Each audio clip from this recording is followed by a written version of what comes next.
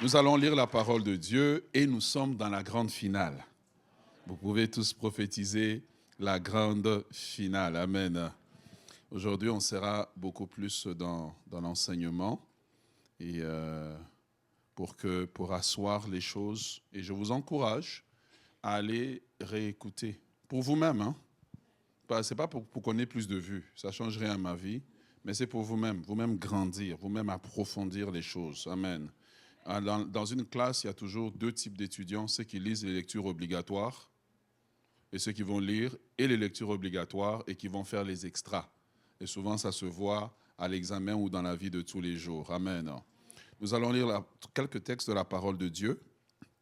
Lisons premièrement dans 1 Samuel, chapitre 10. À cause du temps, nous allons peut-être raccourcir le texte. Je voulais qu'on fasse une longue lecture, mais on ne pourrait pas. 1 Samuel, chapitre 10. En fait, nous terminons cette série où nous l'avons commencé. Ok, 1 Samuel, chapitre 10. Je vais juste voir où est-ce qu'on va couper. Puisque nous connaissons le texte, nous avons été dedans pendant quelques semaines déjà. Voilà. 1 Samuel, chapitre 10. Normalement, nous devions, pour ceux qui prennent des notes, nous devions lire à partir du verset 1 au verset 11. Mais nous allons lire du verset 9 au verset 11. Donc 1 Samuel chapitre 10, le verset 9 au verset 11. La parole de Dieu nous dit que dès que Saül eut tourné le dos pour se séparer de Samuel, Dieu lui donna un autre cœur et tous ces signes s'accomplirent le même jour. Continuez.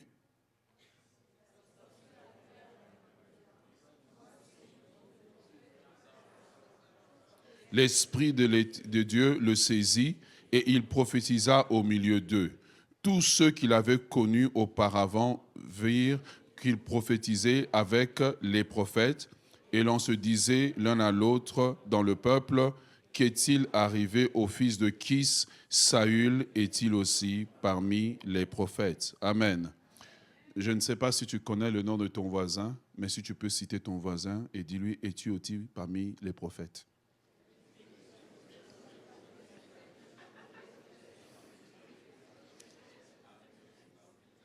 1 Corinthiens chapitre 14. 1 Corinthiens chapitre 14. Nous allons lire du verset 31 au verset 32. 1 Corinthiens 14, 31 à 32. La parole de Dieu nous dit, le texte devra apparaître, lisons.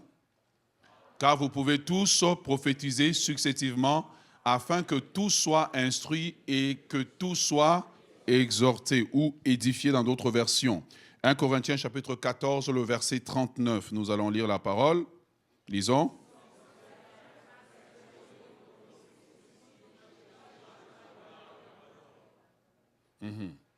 Ainsi donc, mes frères, aspirez au don de prophétie et n'empêchez pas le parler en langue. Nombre chapitre 23, chapitre 11. Nombre 11. Et Nombre 11, chapitre 11, et nous allons lire le verset 24 au verset 25. La parole de Dieu nous dit, Nombre 11, donc 24 et 25, les versets. Moïse sortit et rapporta au peuple les paroles de l'Éternel. Il assembla les 70 hommes des anciens du peuple et les plaça autour de la tente. L'Éternel descendit dans la nuée et parla à Moïse. Il prit de l'esprit qui était sur lui et le mit sur les 70 anciens. Dès que l'esprit reposa sur eux, ils prophétisèrent, mais ils ne continuèrent pas. Amen. Je voudrais, dans les quelques minutes que nous avons ce matin, bien-aimés dans le Seigneur, vous inviter à comprendre que ce que Dieu veut, c'est que nous ne soyons pas comme les 70 anciens. Ils ont vécu une expérience, mais l'expérience ne s'est pas traduite dans une nouvelle dimension dans laquelle ils ont marché. La Bible dit, ils ont prophétisé, mais ils n'ont pas continué. Saül a prophétisé, mais il n'a pas continué. J'aimerais que, je prie que cela ne soit pas notre expérience. Le danger de l'être humain, c'est celui de retourner naturellement à ce qu'il a toujours connu. Or, ce que Dieu veut, c'est que nous puissions aspirer à ce qu'il a pour nous, à quitter les petites frontières qu'on s'est établies et à oser aller vers ce qu'il a pour nous. La vérité que nous avons établie au courant de cette série de messages, c'est que premièrement, Dieu est notre Père. Amen. Dieu est notre Père. Deuxièmement, nous avons établi que, en tant que Père, et nous en tant qu'enfants de Dieu, Dieu désire communiquer avec nous. Est-ce que vous êtes avec moi? Nous avons établi que dès le départ, dès le livre de la Genèse, dès le commencement de l'humanité, tous les hommes qui existaient sur la terre, c'est-à-dire Adam et Ève, avaient l'habileté d'entendre la voix de Dieu. La chute a fait que la voix de Dieu est devenue maintenant une rareté. Dieu devait passer par des canaux. Mais Dieu désirait tellement parler aux hommes, que les hommes soient capables d'entendre sa voix, que lors de l'expérience du Sinaï, Dieu s'est mis à parler à tout le monde. Mais le peuple a dit à Moïse, non, non, non, non, non, non, non, non, non. Toi, va écouter Dieu et que Dieu puisse te parler et toi, viens nous parler. Mais on voit dans Nombre 11 que ce n'est pas le plan parfait de Dieu. Le plan parfait de Dieu est exprimé dans la prière de Moïse. Quand Moïse dit que tout le peuple de l'Éternel, puisse tout le peuple de l'Éternel être composé de prophètes. En d'autres termes, si on peut le dire autrement, puisse tout le peuple de l'Éternel être composé des gens qui ont l'habileté d'entendre sa voix, de recevoir ses visions, de recevoir ses inspirations ou les sensations que Dieu peut nous donner.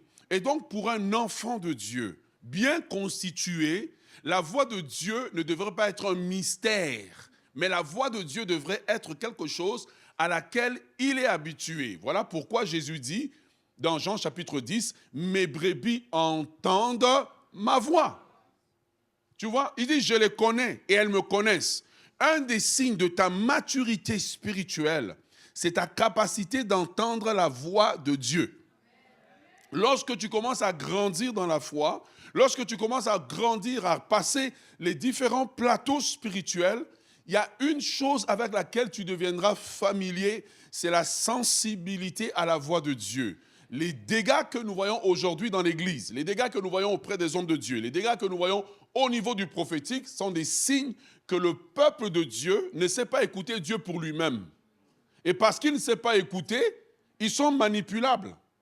Est-ce que vous êtes avec moi? Donc, ici à la Citadelle, nous voulons créer une culture où tous peuvent et sont habitués et sont exercés et sont enseignés à écouter la voix de Dieu. Dieu n'a aucune fierté. Comme aucun père n'a aucune fierté quand son enfant ne connaît pas sa voix. Si on met ça dans le terme naturel, le fait que je ne peux pas entendre la voix de Dieu, c'est comme si spirituellement je suis sourd. Or, le Dieu que tu pries là, il guérit les sourds, il ouvre les yeux des aveugles, il guérit les muets. Donc, entendre la voix de Dieu, connaître la voix de Dieu, fait partie premièrement d'un des privilèges que Dieu t'accorde. Numéro 2, ça fait partie des choses qui vont assurer ton identité en tant qu'enfant de Dieu.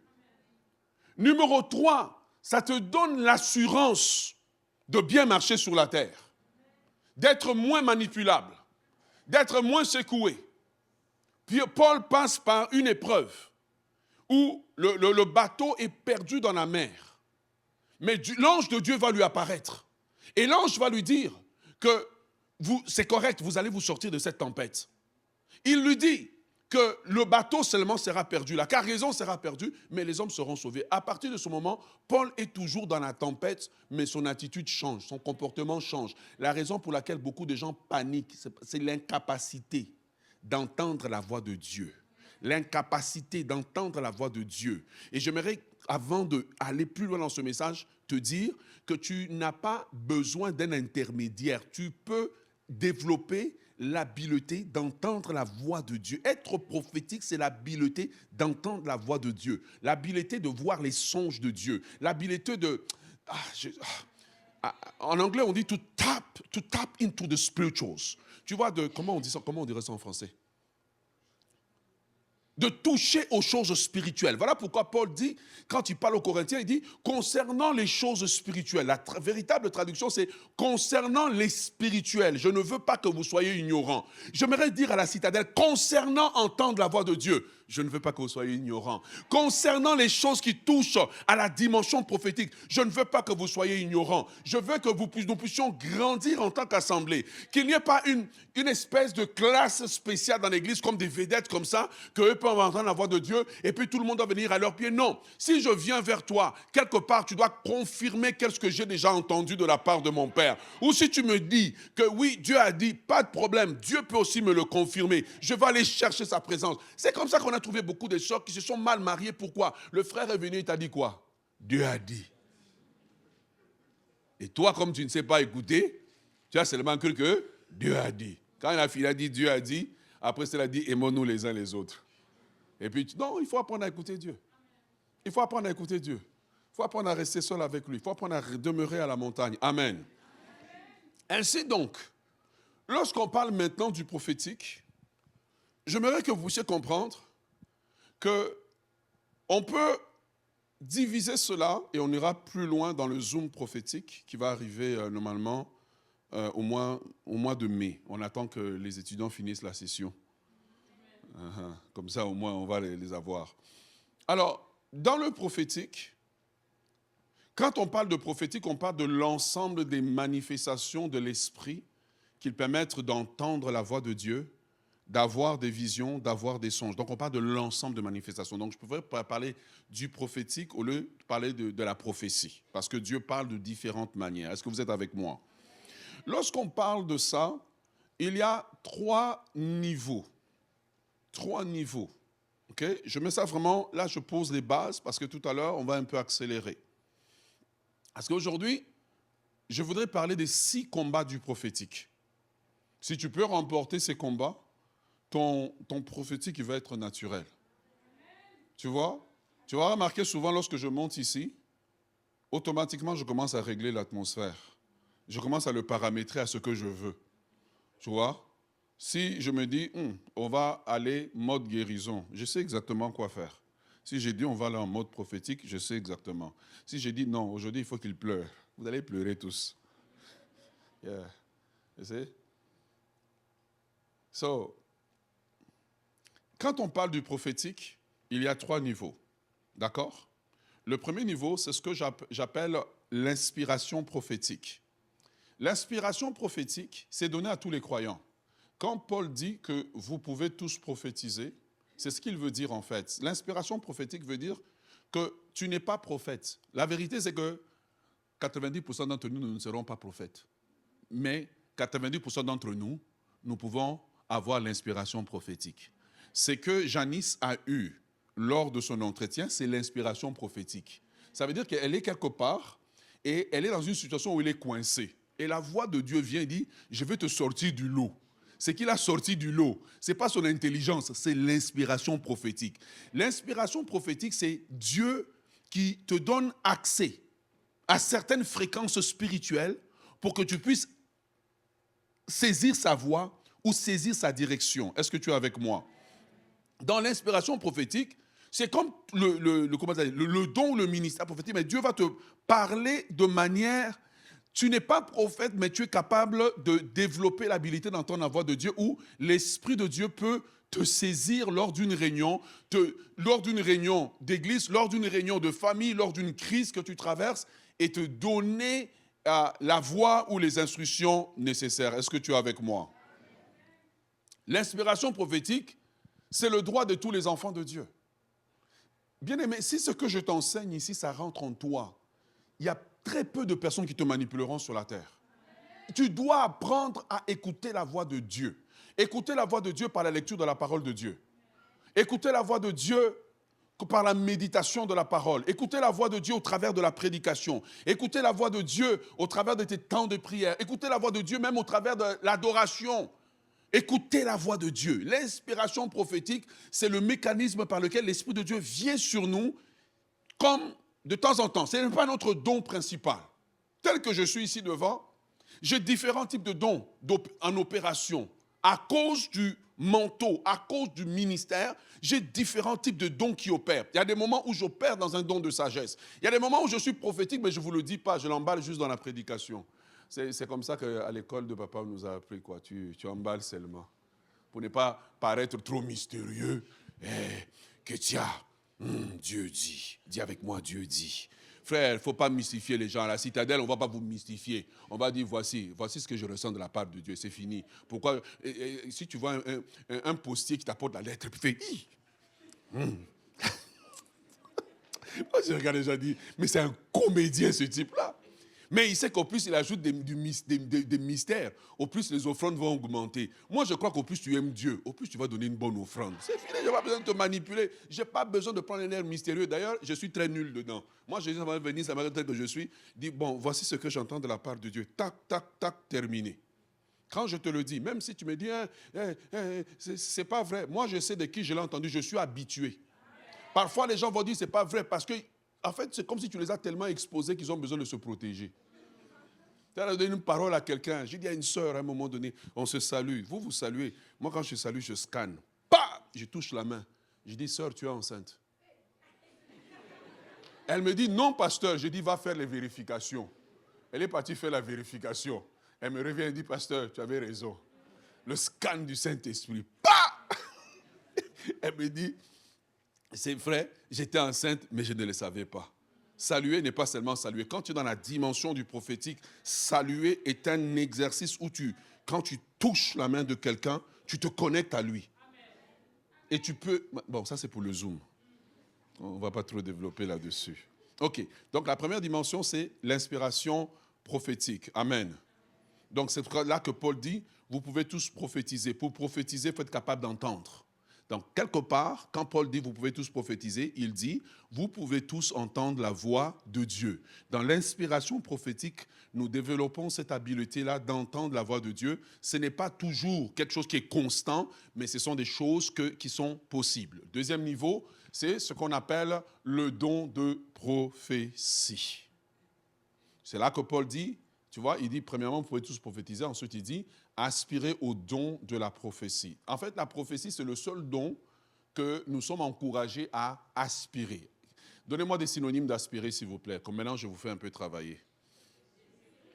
Attendez, je vais venir chez Papa Willy. Aspirer. Aspirer, synonyme. Adhérer, synonyme ici. Désirer, synonyme. Au plus tu as le visage fermé, au plus je te choisirai. Donc c'est quoi? Aspirer, c'est quoi? Désirer ardemment, soupirer après. Vous voyez? Le deuxième niveau, c'est vraiment, pas niveau en termes de grandeur, mais niveau c'est juste pour classifier. La deuxième classification, c'est le don de prophétie. Dans le don de prophétie, là, les choses sont un peu plus... tu reçois des paroles de façon constante et on est capable aussi de vérifier si ce que tu dis là, c'est vraiment ça. Tu vois? C'est la deuxième catégorie. Donc, dans le don de prophétie, c'est le Saint-Esprit qui donne. Le don de prophétie ne signifie pas que tu es mature spirituellement. Le don de prophétie n'est pas un signe de ton intimité avec Dieu. Le don de prophétie n'est pas un signe que tu marches dans la sanctification. C'est un don. C'est comme la grâce que j'ai un don d'enseignement. Donc, le don là, si je ne fais pas attention, je peux vivre dans le péché, puis je monte ici devant, je prêche.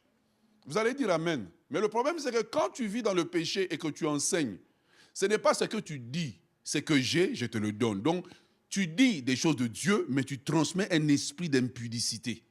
Tu dis les choses de... C'est comme ça que quand tu connectes avec certains prophètes, tu commences à vivre dans l'impudicité. Parce que ce n'est pas ce qu'il t'a dit. Il t'a transmis ce qu'il est, ce qui est dans son esprit. C'est pour ça qu'il faut faire attention à qui t'impose les mains. L'imposition des mains est une transmission. Il n'y a qu'une certaine catégorie de personnes qui doivent t'imposer les mains. Et généralement, c'est les gens sous le ministère de qui tu es. Quiconque t'impose les mains, ouvre une porte spirituelle en toi et transfère quelque chose et peut prendre quelque chose. Les gens qui aiment courir partout, là, je donne ma tête. La guillotine, quoi? Donne ta tête, on enlève ta couronne. Tu donnes ta tête, on enlève ta gloire. Tu donnes ta tête, on enlève ta destinée. Parce que tu as donné volontairement, tu as donné une porte d'accès. Voilà pourquoi Paul pouvait dire, n'impose pas les mains avec précipitation. J'aimerais aussi vous dire, ne donne pas ta tête avec précipitation. Yeah. C'est lui qui doit t'imposer les mains. C'est celui qui est comme un père, un responsable spirituel par rapport à toi. Pourquoi tu veux m'imposer les mains? Tu peux juste tenir mes mains, on va prier, puis tu peux juste aussi prier sans me toucher. Les toucheurs. Comment on dit ça dans une langue? Amen. Le don de prophétie. Voilà, au niveau du don de prophétie, c'est régulier. J'ai des personnes ici dans l'assemblée dont je respecte le don de prophétie. Quand j'ai certaines situations, parfois je les appelle, je dis prie. Et souvent, moi, quand je t'appelle comme ça, je ne te dis pas la situation. Je dis seulement, va prier, j'ai une situation, et puis viens me dire. Donc là, on va savoir si tu es ou si tu n'es pas. Amen. Et dans le don de prophétie, nous commençons là-dedans, nous donnons des paroles. Et c'est bien que nos responsables spirituels nous encadrent et nous accompagnent pour que nous puissions maturer. Ça se dit? Oui, maturer, oui. Dans l'exercice et nous puissent nous conseiller pour que nous aider aussi dans l'exactitude et puissent aussi nous corriger.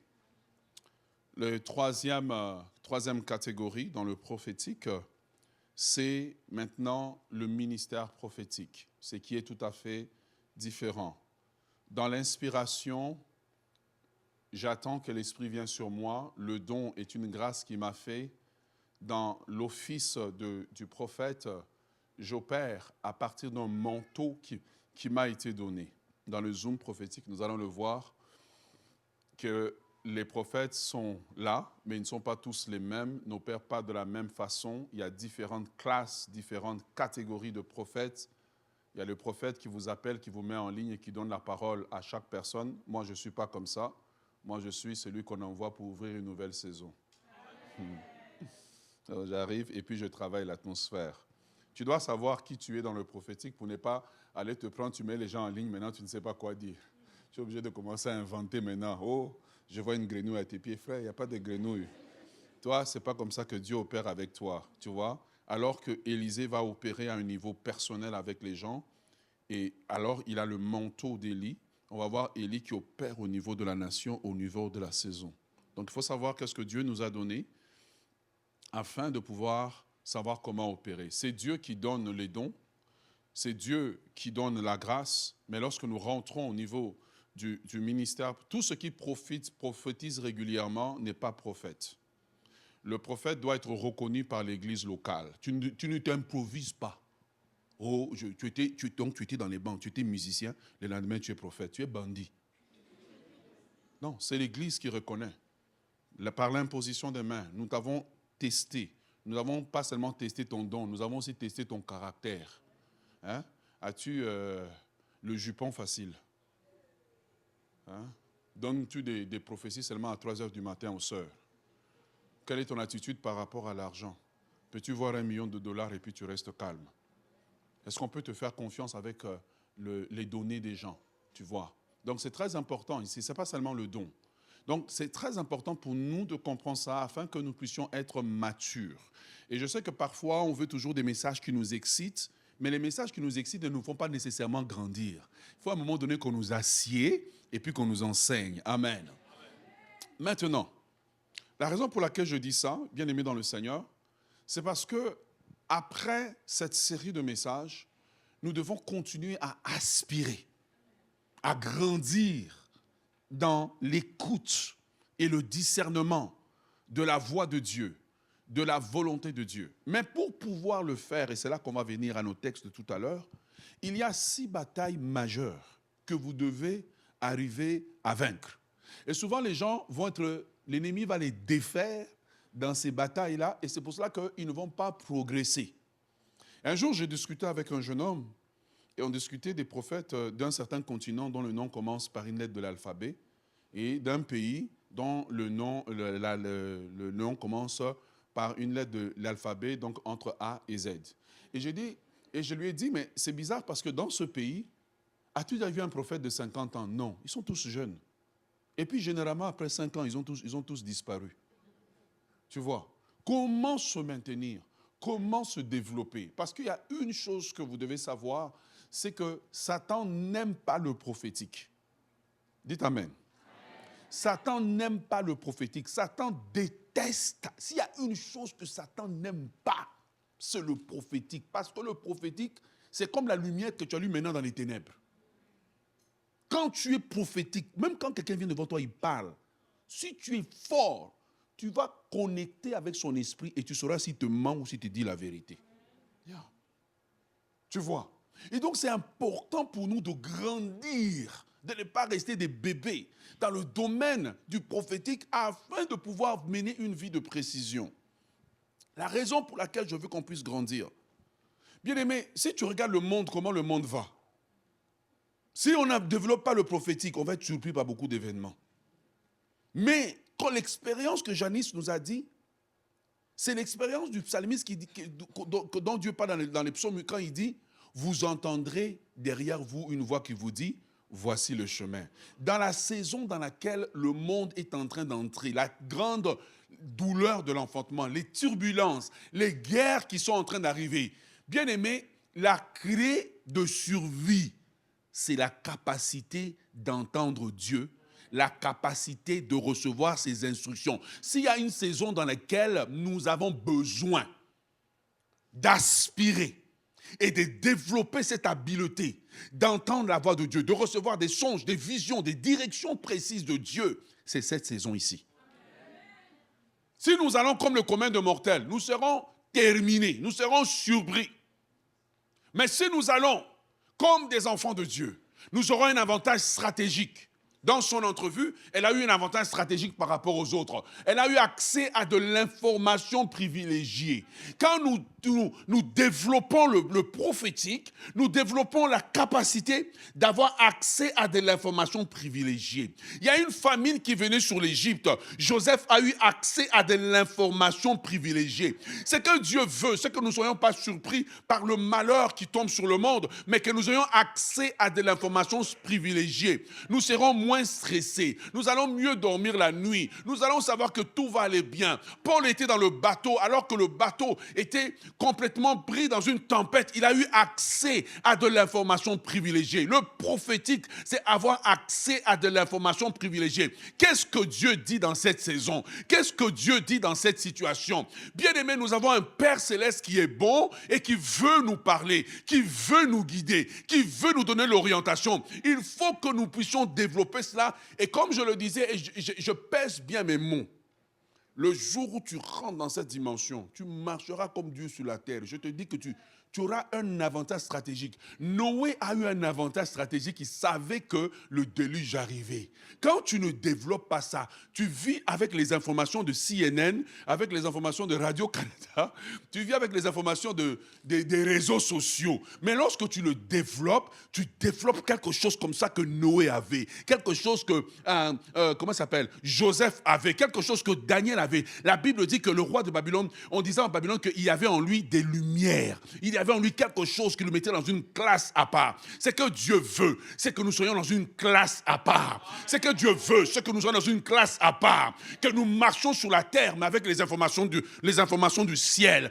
Que nous marchions sur la terre avec les informations que nous avons téléchargées du ciel. Soudainement, tu es au bord de la route, tu entends une voix qui te dit « Ne rentre pas dans l'autobus ». Les gens rentrent dans l'autobus et puis après tu entends seulement une nouvelle que l'autobus, là, voici ce qui lui est arrivé. Il est plus que temps que l'Église quitte le domaine de la religion et rentre dans le domaine des choses profondes de Dieu. Sinon, nous serons surpris.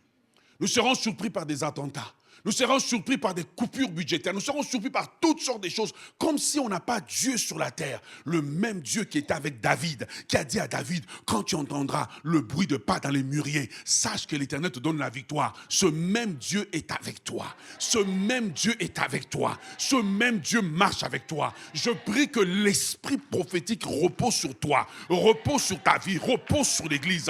Que nous soyons ce que la Bible dit, une race à part, une nation sainte, mise mis à part. Nous sommes parmi eux, mais nous sommes différents. Nous brillons de la lumière qui vient de Dieu. Nous avons accès aux informations de la nouvelle Jérusalem que nous téléchargeons sur la terre. Donc nous ne marchons pas comme des terriens, mais nous marchons comme des gens de la nouvelle Jérusalem qui ont accès à la voix de Dieu.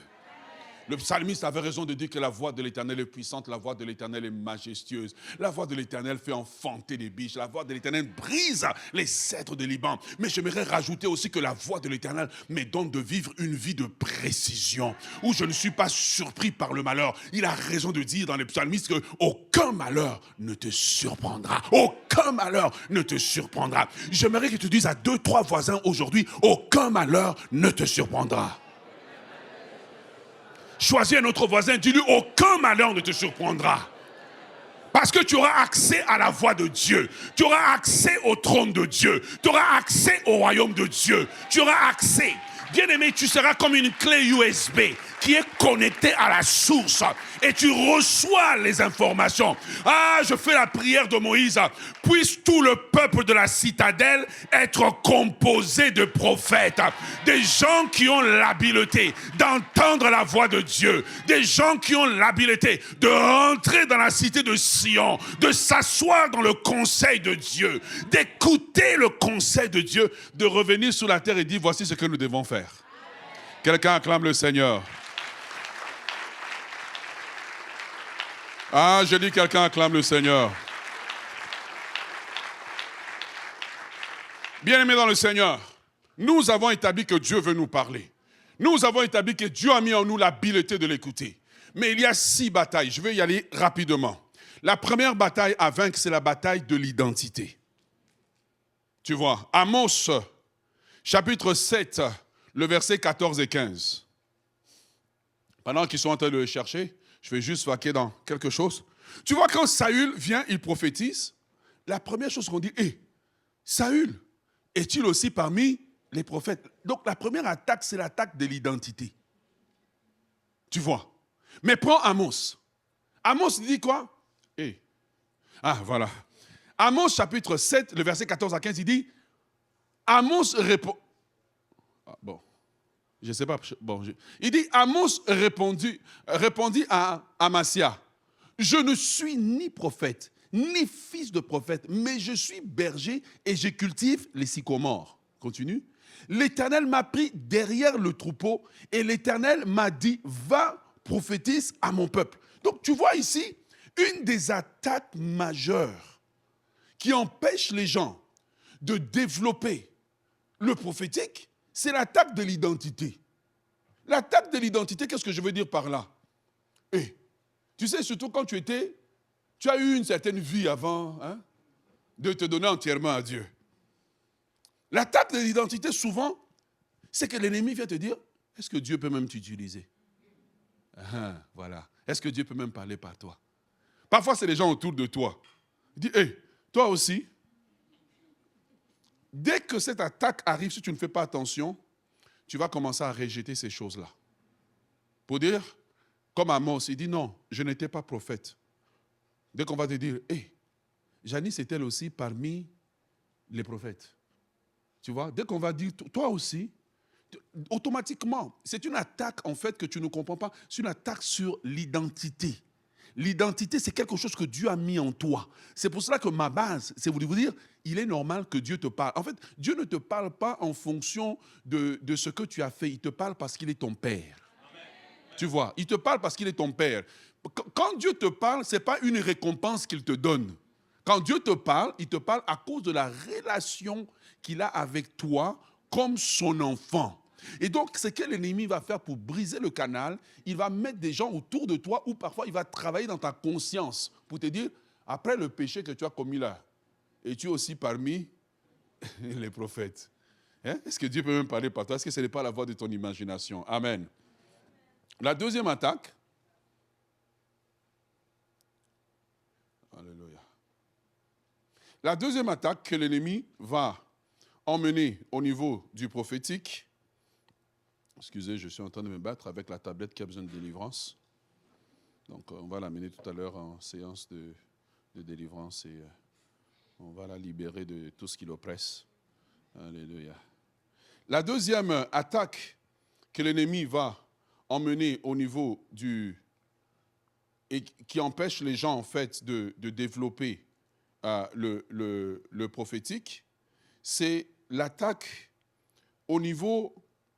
Donc, je disais que la première attaque, c'est il va attaquer au niveau des pensées. La deuxième attaque, c'est l'attaque que j'appelle, c'est l'attaque de la conformité. Tu vois? Lorsque tu lis la parole de Dieu, tu vas voir que le roi d'Israël, Josaphat, 1 roi chapitre 22, le verset 13, il allait à la guerre. Il s'est associé à un autre roi. Et tous les prophètes venaient prophétiser et tout le monde disait la même chose. Maintenant, il y a eu le prophète Michée qui est venu. Et dès qu'il est venu, on a dit quoi? Tous les gens prophétisent des bonnes choses au roi. Tous les gens prophétisent dans cette direction-là. Toi aussi, quand tu viens, conforme-toi. Tu vois? Et c'est ça qui fait que certaines personnes ne peuvent pas développer parce que la pression des gens autour d'eux fait qu'ils ne peuvent pas dire ou voir ce que Dieu a besoin de leur dire, mais ils vont subir la pression pour pouvoir modifier afin d'être acceptables par tout le monde. Si tu veux apprendre à écouter Dieu, tu dois apprendre à ne pas te conformer, mais plutôt apprendre à écouter ce que Dieu dit, à lui demander, Seigneur, confirme-moi, donne-moi 3 confirmations que c'est toi qui me parles. Donne-moi 3 confirmations que c'est toi. Au lieu de se dire, oh, j'ai vu tous mes amis qui allaient à Vancouver. Je prie aussi. Soudainement, tu as rêvé que tu dois déménager à Vancouver. C'est l'attaque de la conformité. C'est comme ça que les gens commettent des erreurs. Oh, j'ai vu tous mes amis qui s'est mariés. Moi aussi, j'ai rêvé que je suis marié. Leur saison n'est pas ta saison. Tu as ta saison, ils ont leur saison. Amen. Dans l'attaque de la conformité, eh bien, ce qui se passe, c'est que plusieurs personnes vont dans la même direction. Plusieurs personnes disent la même chose et tu ressens comme ce besoin-là, cette pression de dire la même chose. Pour ceux qui étaient avec nous le mercredi, mercredi des assoiffés, on a eu un bel exercice. À un moment donné, la sœur devait donner l'interprétation. Et ce qui s'est passé, c'est que je l'écoute parler. À un moment donné, je m'arrête, j'ai dit non, ma sœur, arrête, le canal est pollué, on va reprier. On a prié. Bon, maintenant donne le message. Là, le message était clair. Pourquoi? Parce que pendant qu'elle parlait, 2-3 personnes allaient dans la même direction. Donc, je sentais qu'elle était en train de suivre cette direction-là. Nous devons apprendre à écouter Dieu clairement. Nous devons apprendre à écouter Dieu en étant capable de vaincre cette attaque de la conformité, de dire ce que les autres disent. Parce qu'ils l'ont dit avant moi, moi aussi je vais couler dans la même chose. Non, tu dois être capable d'être comme Michée, d'écouter clairement la voix de Dieu, malgré la pression des pairs, malgré la pression des gens autour de toi, malgré la pression des circonstances, capable de rester devant Dieu, Seigneur, parle-moi, je t'ai entendu une fois, mais Seigneur, est-ce que tu peux me confirmer ce que tu me dis d'une autre manière? Est-ce que tu peux me reconfirmer? Après ça, tu peux dire, Seigneur, aide-moi à interpréter maintenant ce que tu m'as donné. Amen. Ne pas seulement se précipiter. Le défaut des gens qui sont prophétiques, c'est la rapidité avec laquelle ils ont de vouloir dire la chose, tu vois. Ils veulent dire la chose. Pourquoi? Parce que généralement, tu veux aussi qu'on te voie, tu vois. Si tu amènes un message à donner, que tu veux donner, pasteur, j'ai tel message, puis on te dit, il n'y a pas de problème. Moi, c'est ce qu'on me faisait à l'époque. J'ai travaillé avec un prophète américain, il s'appelait Eugène May. Eugène May m'avait interdit de prophétiser, mais il m'amenait avec lui partout. Et puis il m'a dit, si tu veux prophétiser, tu vas écrire sur une feuille de papier, et puis tu me donnes, moi je vais donner à la personne. Peux-tu continuer à le faire, même quand on te met sous ces conditions, où tu vas dire, on me bloque? Non, il faut être capable. L'important, c'est que le message arrive ou que tu sois vu. La bataille de la conformité. Troisième bataille. C'est ce que j'appelle la bataille des pères, ou un roi, pour ceux qui prennent de notes, un roi, chapitre 13, le verset 18, vous pouvez lire tout le chapitre. Dieu envoie un jeune prophète pour aller prophétiser à l'autel de Samarie. Et il s'en va, et il prophétise, mais Dieu lui dit ne retourne pas par le même chemin. Au moment où il est en train de retourner par le même chemin, il rencontre un vieux prophète. Et le vieux prophète, il dit, moi aussi, hey, je suis un prophète. Et il dit, Dieu m'a dit que tu dois venir chez moi, tu vas manger et tout. J'appelle ça la bataille des pères ou la bataille des vieux prophètes. Pourquoi? Parce que quand tu commences à développer la voix de Dieu, tu croiseras toujours autour de toi des gens qui pouvaient écouter Dieu, mais qui se sont disqualifiés, mais qui ont quand même maintenu un certain canal d'accès. Si tu ne développes pas l'assurance d'écouter la voix de Dieu en secret, même en public, tu auras du mal à fonctionner. C'est comme ça que tu as beaucoup de gens. Tu vois quelqu'un te donne un message, l'autre te donne un message, les messages sont contraires. Au lieu d'être confus, retourne auprès de Dieu, enferme-toi avec Dieu, prie Dieu, dis à Dieu, maintenant parle-moi. J'ai entendu, mais les deux semblent se confondre. Ce jeune prophète est tombé dans ce que j'appelle la bataille des pères. Quand je veux absolument me tenir avec les gens, tu vois. Maintenant, moi aussi, je suis capable de donner un message, donc je dois me tenir avec les autres dans l'église qui donnent les messages. Mais peut-être eux, Dieu a fini avec eux. Peut-être dans leur vie, il y a des choses qui ne plaisent pas à Dieu. Peut-être dans leur vie, il y a des choses qui ne glorifient pas Dieu et Dieu ne veut plus leur parler. Et ces gens sont obligés, sous pression, d'inventer des choses parce qu'eux sont terminés. Mais toi, Dieu est en train de te parler. Tu dois apprendre à avoir l'assurance. Son problème, c'est que Dieu lui avait parlé, mais il n'avait pas l'assurance que c'est vraiment Dieu qui lui a parlé. Malgré le grand ministère qu'il a fait à Samarie, il n'avait pas l'assurance. Et même quand le vieux prophète lui a parlé, pourquoi n'est-il pas juste retourné auprès de Dieu qui lui avait déjà parlé? Pour dire à Dieu, Seigneur, tu m'as parlé. L'autre ici me dit ça. Est-ce que tu as changé d'avis? Non, il a suivi comme un mouton. Parce que le fond de lui, c'était le besoin d'être vu, le besoin d'être reconnu et le besoin d'être avec les grands. Tant que tu voudrais être grand, tu finiras par être petit. Ton besoin d'être un besoin de dire, Seigneur, je veux juste vivre dans la dimension de ce que tu as pour moi. Je veux juste vivre dans la dimension de ce que tu veux pour moi. Seigneur Dieu, je ne veux pas me laisser séduire par un stage, par une estrade, par une invitation. Mais Seigneur, je veux me tenir auprès de toi. Dieu lui a parlé, Dieu l'a utilisé, mais quand l'autre prophète a parlé, pourquoi n'est-il pas simplement retourné à Dieu? Combien de personnes dans cette salle sont confus, pendant que je parle là, par différentes prophéties que vous avez reçues? Et qu'est-ce que vous avez fait? Vous avez tout rejeté. Or, Paul dit quoi? Il faut trier. Nous gardons ce qui est bon et nous rejetons ce qui est mauvais. Est-ce que vous êtes avec moi? C'est pour cela que lorsque quelqu'un donne un message, s'il ne fait pas attention dans ce qu'il dit, il peut avoir 60%, c'est ce que Dieu a dit. Le reste, c'est lui. C'est pour ça que tu dois développer l'habilité de filtrer la chose et l'emmener devant Dieu. Dieu, je prends l'exemple de ma sœur Christelle, tu vois que c'est entré, hein? Voilà. Tu vois, Dieu me dit de lui dire, écoute, dans 3 jours, tu vas recevoir $1 million.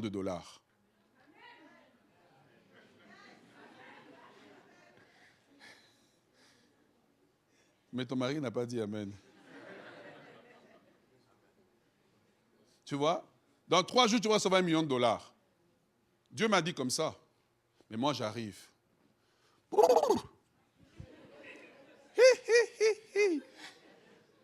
3. Je vois 3. Je vois 1. Frère, tu as déjà vu tous les chiffres. Pourquoi tu ne dis pas tout? Pourquoi tu ne fais pas du temps dans la réunion? Tu vois? Mais au plus je rajoute ce côté spectaculaire, au plus le message, il devient pollué. Et au plus, elle risque de retenir ce qui est de l'homme. Donc c'est pour ça qu'il faut faire attention, quand je reçois, de juste donner. Apprendre en tant que chrétien, de ne pas être confus. Vous-même, j'ai entendu, ok, toi tu as dit, frère, surtout quand ça arrive, 2 sœurs arrivent auprès d'un frère.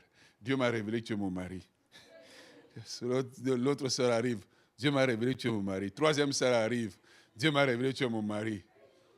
Frère dit, bon, peut-être que Dieu m'a donné le don de polygamie. Les frères ne dites pas Amen. Et si vous êtes mariés, ne bronchez pas. Et là, le frère est confus. Ça c'est un point important. Si je dois m'arrêter là, je m'arrêterai là. Le frère est confus. Combien de fois nous n'avons pas été confus? Le jeune prophète est confus. Mais dans sa confusion, il ne pose pas les bons gestes. Sa confusion doit le pousser auprès de Dieu. Mais sa confusion le pousse auprès de l'homme. Quand vous êtes confus, demandez qu'on ne vous donne plus d'autres messages. Arrêtez-vous, rentrer dans un temps de prière et aller chercher Dieu. Jusqu'à ce que Dieu vous parle. Sœur Loli, tu m'as dit que c'est Dieu, tu as dit ok. Sœur Fifi, tu as dit c'est Dieu. Sœur Vespasienne, tu as dit c'est Dieu. Moi, je suis confus. Et je sais que je n'ai pas le don de polygamie. Donc, je retourne auprès de Dieu et je prends une saison de prière. Certaines choses, Dieu te le dira quand tu es dans une saison de prière. Parfois, ce n'est pas par une prière de 5 minutes. Mais tant que Dieu n'a pas parlé, je ne bouge pas. Tant que Dieu n'a pas parlé, je ne change pas ma direction. Tant que Dieu n'a pas parlé, je fais la dernière chose qu'il m'avait dit. Pourquoi? Parce que j'attends. Et la pression du prophétique, c'est l'habileté d'attendre après Dieu.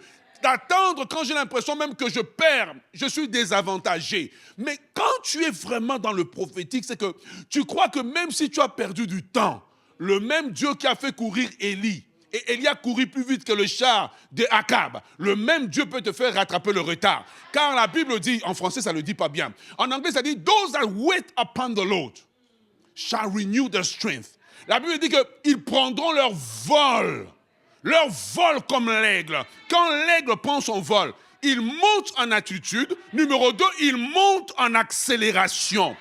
Mais parfois, nous devenons comme ce jeune prophète. Pourquoi? Quand nous sommes confus, nous ne voulons pas perdre l'avantage. Nous ne voulons pas perdre le fait qu'on a perdu l'opportunité d'être auprès de telle personne, auprès de tel homme de Dieu ou auprès de telle situation d'affaires. Non, accepte de perdre. Quand tu perds, Dieu peut te faire rattraper ce que tu as perdu.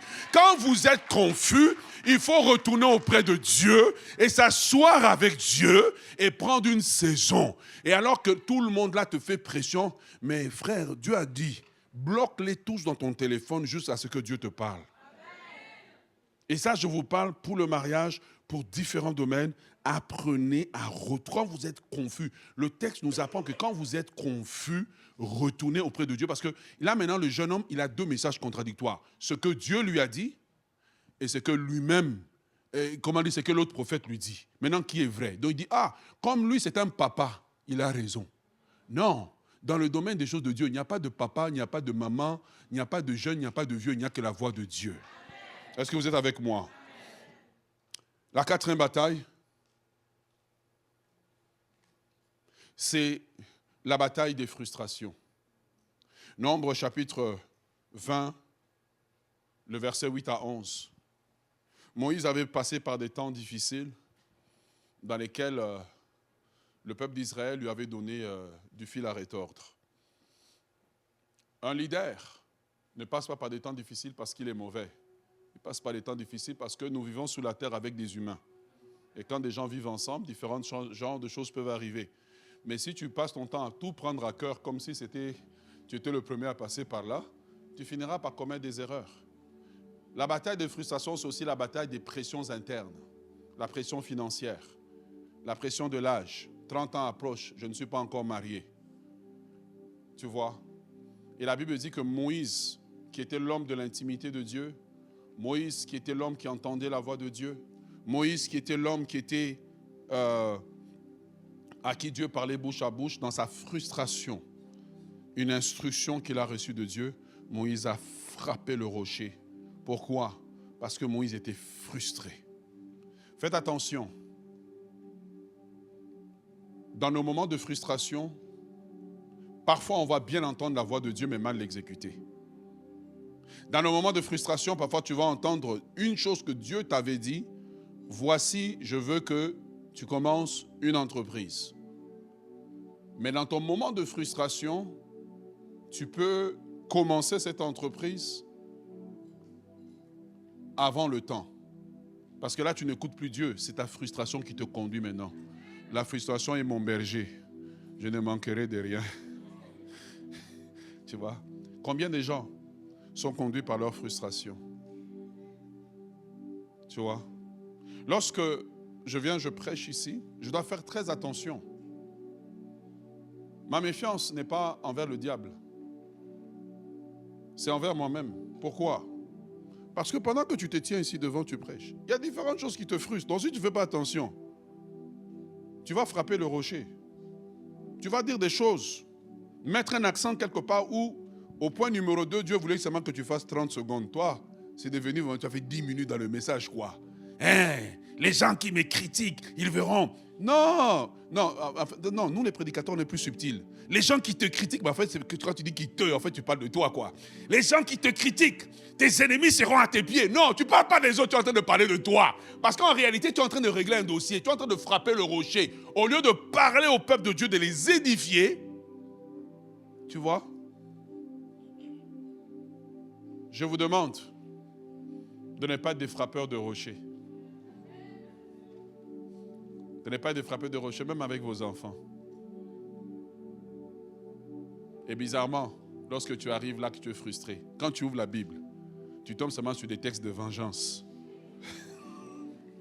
Et comme tu tombes dessus, tu dis, non, Dieu est en train de me parler. Ce n'est pas Dieu qui te parle, c'est tes frustrations. On n'opère pas le prophétique à partir de ses frustrations. On opère à partir de l'amour de Dieu. Celui qui veut opérer dans le prophétique doit apprendre à garder son cœur, doit apprendre à garder ses pensées. Lorsqu'il a mal, à retourner à Dieu et demander à Dieu, nettoie mon cœur, purifie le canal, parce que le diable essaiera de polluer le canal. Combien de personnes ici, Dieu tu avais des songes régulièrement, mais remarque la frustration continuelle que tu as eue. Tu n'as pas compris que c'est une attaque de l'ennemi. Et qu'est-ce qui se passe aujourd'hui? Aujourd'hui, tu n'as plus le même type de songe. Pourquoi? Parce qu'au début, le Saint-Esprit va plaider avec toi. Il va plaider avec ton cœur. Mais toi, malheureusement, ta vie est opérée sur le principe que tu dois avoir raison. Quand tu es spirituel, ta vie est opérée sur le principe que je dois garder la présence de Dieu. Et non avoir raison. Parce que j'ai raison ou pas, c'est Dieu l'arbitre du match. S'il siffle que j'ai gagné, même si le penalty est un faux penalty, j'aurais gagné pareil, c'est Dieu l'arbitre. Un des domaines de la foi, c'est croire que la vengeance et la rétribution appartiennent à Dieu. C'est Dieu qui me justifie. Ce n'est pas mes justifications, mais c'est Dieu. Et Moïse était un prophète frustré. Quelqu'un qui a entendu la voix de Dieu clairement, mais dans l'exécution. Le problème n'était pas la voix. Le problème, c'est que les frustrations ont pollué l'exécution. Combien d'entre nous et combien de personnes là assis, combien d'enfants quittent la maison de leurs parents parce que j'ai 18 ans. Non, c'est la frustration qui te fait quitter. Moi, je dis toujours à mes enfants, tu es ici, je te loge, je te nourris, tu es bien, hein? La vie chez moi, c'est bien. Va essayer dehors. Ouais, va essayer. Oh, tu as un emploi, oh, on me paie $15 de l'heure. C'est quoi 15? Tu peux rien faire. N'opérez pas votre vie. N'écoutez pas le conseil de Dieu avec un cœur pollué. Vous allez mal l'exécuter. Mal l'exécuter. Vous allez mal l'exécuter. Et quand vous êtes frustré, le diable mettra autour de vous des personnes qui vont vous encourager à opérer à partir de vos frustrations. Et lieu de retourner à Dieu pour dire, Seigneur, ça fait mal. Mon cœur est blessé. Guéris mon cœur. Restaure mon cœur. Enlève, Seigneur Dieu, les écailles de mes yeux pour que je regarde les choses avec tes yeux. Allez vers Dieu pour dire à Dieu, Seigneur, je crois que malgré que je ne contrôle rien dans cette situation, tu as dit dans ta parole, à moi la vengeance, à moi la rétribution. Je prends cette situation qui me frustre, je dépose à tes pieds. Seigneur, tu vas régler cette situation. En attendant dans cette situation, brise en moi ce que tu dois briser. Corrige en moi ce que tu dois corriger. Tu vois, corrige en moi. Parce que soudainement, Moïse, qui avait un problème de colère, se retrouvait quelqu'un qui se voyait comme une victime, alors qu'en même temps dans cette situation, Dieu essayait de régler un problème de colère qu'il y avait dans sa vie, un problème de caractère qu'il y avait dans sa vie. Parfois, dans des situations qui nous frustrent, Dieu veut travailler un domaine de notre vie, Dieu veut travailler notre caractère, et nous ne voulons pas. Pourquoi? Parce que si on demande à chacun la vraie version de lui-même, nous sommes parfaits, nous sommes les héros, les vainqueurs de notre histoire, nous n'avons jamais rien fait, mais Dieu connaît nos cœurs et Dieu veut travailler nos cœurs. Et beaucoup de gens aujourd'hui, je suis certain que ce que vous avez reçu, vous l'avez reçu de la part de Dieu. Mais peut-être dans votre exécution a un mauvais fond. C'est le fond d'une frustration. Le fond de démontrer à quelqu'un, je vais te montrer que je suis un homme de Dieu. Je vais te montrer que je suis, je ne sais pas moi, qu'est-ce qu'on pourrait dire? Je suis un prophète. Je vais te démontrer que Dieu... Si Dieu m'a vraiment appelé, tu ne le verras pas demain matin. Ah! Tu vois, est-ce que quelque part, tu as bien écouté, Mais la bataille de la frustration t'emmène à mal appliquer ce que tu as entendu. Celui qui ne garde pas son cœur abritera le cœur de Lucifer. Celui qui ne garde pas son cœur va mal exécuter les choses. C'est comme ça que tu vois des gens qui brillaient, ils ne brillent plus. La plus grande bataille, c'est ce que la Bible dit dans les livres de Proverbes. Garde ton cœur plus que toute autre chose, car de lui viennent les sources de la vie. Et donc dans la bataille de frustration, Satan essaie de polluer les sources de Dieu dans ta vie. Et tu vas voir que quand tu parles, on ne sent plus la même gloire, on ne sent plus la même douceur, on ne sent plus la même chose. Pourquoi? Parce que quelque part Satan l'a pollué. C'était le problème de Moïse. Quelqu'un acclame le Seigneur. La 5e bataille, Jean chapitre 1, le verset 11. La Bible nous dit, de la parole, elle est venue chez les siens et les siens ne l'ont pas reçue. La 5e bataille, c'est ce que j'appelle la bataille des siens. Ça veut dire quoi? C'est cette bataille que tu as, parce que souvent lorsque Dieu commence à nous utiliser, nous avons besoin que les gens qui nous ont connus autrefois puissent nous accepter, puissent se reconnaître. Hein? Christelle est-elle parmi les prophétesses? Dis amen, ma soeur. Donne-moi un amen vivant. Hein? Mais là, maintenant, ton mari qui connaît tes défauts dit, toi qui as raté la sauce au beurre d'arachide, tu l'as raté 3 fois cette semaine. Tu vois? Et parfois, quand notre cercle privé ne voit que nos défauts, mais ne voit pas la grâce de Dieu, nous risquons d'éteindre, en fait, ce prophétique en nous. Et pour développer la chose, tu dois apprendre à te lever au-dessus de l'opinion de ceux qui t'ont connu quand tu étais jeune, de ceux qui t'ont connu quand tu étais informe et vide, de ceux qui ne peuvent que conjuguer ta vie à ton passé au lieu de conjuguer ta vie à ton avenir, de ceux qui ne peuvent que voir tes défauts au lieu de comprendre que au milieu des défauts, il y a quand même la voix de Dieu, il y a quand même la chose de Dieu. Nous voulons reconnaître, nous voulons célébrer la qualité au lieu de célébrer le défaut. Tu vois, la bataille des siens, c'est souvent difficile. Pourquoi? C'était la bataille de Joseph au milieu de ses frères. De reconnaître qu'on est nés ensemble, mais on n'a pas reçu la même chose. On n'a pas reçu la même dimension. On n'a pas reçu la même direction. On n'a pas reçu la même grâce, en fait. Quand ta grâce n'est pas reconnue par ton entourage, est-ce que ça va éteindre la chose de Dieu en toi ou ça va te pousser davantage à chercher Dieu? La bataille des siens, c'est là que beaucoup de gens échouent. Tu sais pourquoi? Ils passeront toute leur vie à essayer de convaincre leurs frères. Passeront toute leur vie à essayer de convaincre leur mère. Ils passeront toute leur vie à essayer de convaincre les gens autour d'eux, les gens du quartier. Donc, tant qu'eux ne t'ont pas accepté, c'est que tu n'es pas. Non, Dieu n'a pas besoin de leur validation. Ce que tu as besoin, c'est la validation du ciel. Et quand Dieu te valide, eh bien, laisse les autres. Et toi, continue d'avancer. Si tu n'es pas capable de vaincre ce que j'appelle la bataille des siens, donc T-I-E-N-S, elle est venue chez les siens. Tu sais la vérité, il y aura des gens qui vont t'accepter et il y aura des gens qui vont te rejeter. Dieu gardera toujours certaines personnes qui vont te rejeter. Pourquoi? Pour te garder humble, pour te garder calme, pour te pousser à être dépendant de lui. Et je voudrais vous inviter, frères et sœurs, parfois, pourquoi dans la saison où on rentre, Dieu va commencer à utiliser certaines personnes. Et parfois, je disais à quelqu'un, quand Dieu commence à les utiliser, certains des fils et des filles ici dans la maison, dans le domaine prophétique, ils vont être plus grands que moi. Donc si je n'ai pas l'assurance en moi-même, tu risques de les voir comme un danger. Non. Lui, tout ce qu'il a, c'est le prophétique. Moi, j'ai différentes choses. J'ai le côté évangélique, j'ai le côté enseignement. Toi, tu peux prophétiser, mais tu ne peux pas. Dieu, tu vois. Et quand Dieu élève ces personnes, nous devons célébrer ce que Dieu est en train de faire et non les conjuguer. Et la sœur là, qui prophétise, quand elle venait à l'église, elle était en mini-jupe. D'ailleurs, 2 semaines, elle avait mini-jupe. Et le Saint-Esprit, comment Dieu fait les choses, je ne comprends pas. La Bible dit qu'il prend les choses folles du monde. Il va aller prendre un nouveau converti qui connaît à peine balbutier et Dieu commence à l'utiliser. Et vous les vieux prophètes, là, vous êtes comme... Et puis, il parle avec une précision.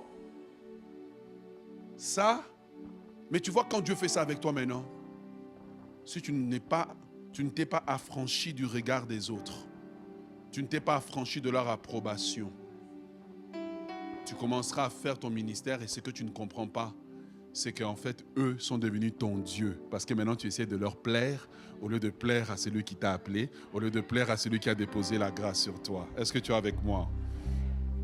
Numéro 6, et nous terminons. Marc chapitre 1, le verset 35. La dernière bataille, c'est la plus importante à mon avis, parce que c'est d'elle que découle tout. Pourquoi les gens ne développent pas? Pourquoi les gens ne vont pas plus loin? Parce qu'ils sont vaincus dans la bataille de l'intimité avec Dieu. S'il y a une chose que le diable attaque, qu'il va attaquer constamment, c'est ton intimité avec Dieu. L'intimité avec Dieu, c'est vraiment le nerf de la guerre, en fait. Tu vois? Pendant que je suis devant ici en train de prêcher, mon esprit est en train de prier pour que je reste dans le flot de Dieu.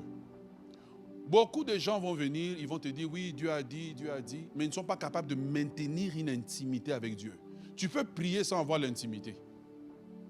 Tu peux prier sans entrer dans le secret de Dieu. La Bible nous dit dans le livre de Marc, chapitre 35, il dit que le matin, bien avant le lever du jour, Jésus sortit et alla dans un lieu désert où il pria. L'art de demeurer avec Dieu, l'art de demeurer dans la présence de Dieu, l'art de demeurer jusqu'à ce que la présence de Dieu puisse t'imprégner. Beaucoup de gens qui commencent bien dans le domaine de recevoir, d'entendre Dieu, ne vont pas plus loin. Pourquoi? Parce qu'ils sont incapables de maintenir une intimité constante avec Dieu. Or, l'intimité avec Dieu, c'est là que Dieu peut te guérir de tes blessures. C'est là que Dieu peut te guérir de tes blessures. C'est là que Dieu peut te corriger. C'est là que tu peux développer la précision à entendre la voix de Dieu. C'est là que tu vas porter le caractère de Dieu. Il ne sert à rien de vouloir parler de la part de Dieu. Je veux avoir des songes, je veux avoir des visions. Moi, je ne sais pas pour vous. Je ne me lève pas. Oh, je suis devant un miroir à 3 heures du matin. Moi, 3 heures du matin, je dors. À moins que le Saint-Esprit m'a dit, oh, lève-toi, on va prier. Je dors. La nuit est faite pour dormir. Oh non, les meilleures heures de prière, c'est à telle heure. Les meilleures heures de prière, c'est tout le temps. Il ne faut pas inventer la sorcellerie dans l'évangile. Les meilleures heures de prière, c'est tout le temps. David priait. La Bible dit que 3 fois par jour, il priait. La Bible parle de qui? De Daniel. Il priait 3 fois par jour. Il ne faut pas faire rentrer le mysticisme dans l'évangile. Oui, il y a des saisons où Dieu nous appelle à prier plus la nuit. Mais ce n'est pas une règle. La nuit est faite pour dormir. Dis à ton voisin, la nuit est faite pour dormir. Quand c'est la nuit, prends ton oreiller, dors. Oh non, quand pendant que vous dormez, les sorciers travaillent. Et alors, eux, ils travaillent, les anges de Dieu veillent sur moi. L'ange de l'Éternel campe autour de ceux qui les craignent et les arrache du danger. En fait, quand tu regardes les gens agir, c'est comme s'ils n'ont pas la foi. C'est comme s'ils ont un Dieu...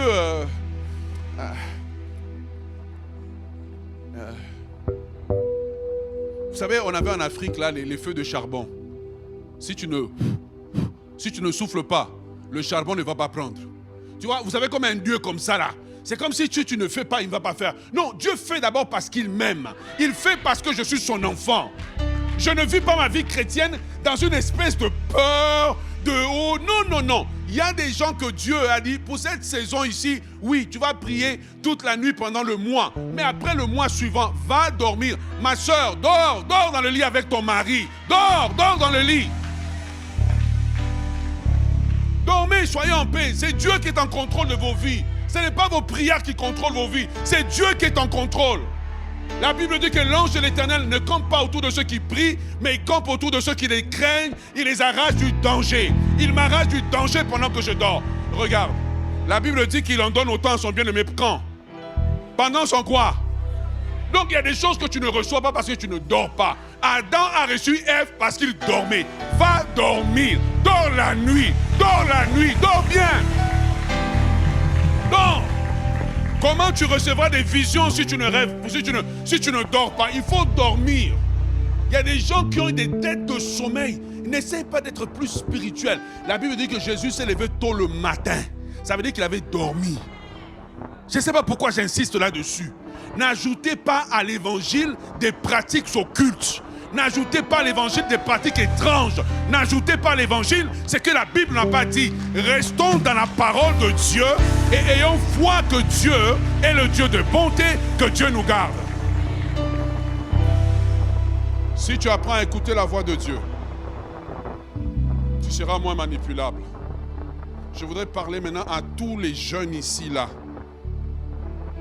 Si ton prophétique, c'est toujours tu as vu dans la vie des gens et que tu ne vois pas dans ta vie, je doute que tu entendes vraiment de la part de Dieu.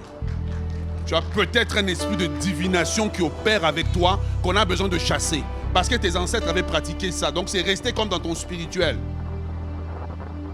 Et quand tu t'es converti, on n'a pas fait un bon travail de fermer les canaux.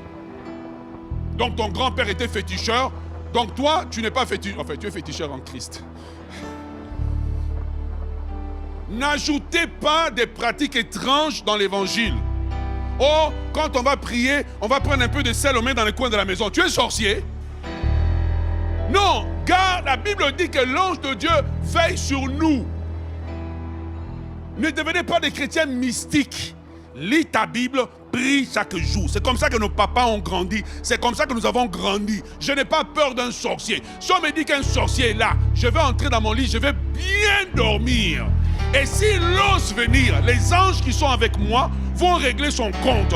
Mais regarde aujourd'hui, parce qu'on ne connaît pas Dieu, parce qu'on n'a pas développé l'habilité d'écouter Dieu, on a développé un christianisme étrange comme ça, où on dit il y a un sorcier. On te dit, oh, ton papa est sorcier, toi aussi, je ne lui parlerai plus. J'irai lui parler, au contraire, je serai l'instrument de délivrance dans sa vie.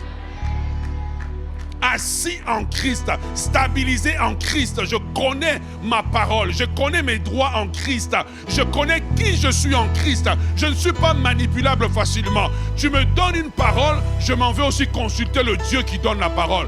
Papa, j'ai entendu telle chose, parle-moi. Attachez-vous à la parole de Dieu et la parole me suffit.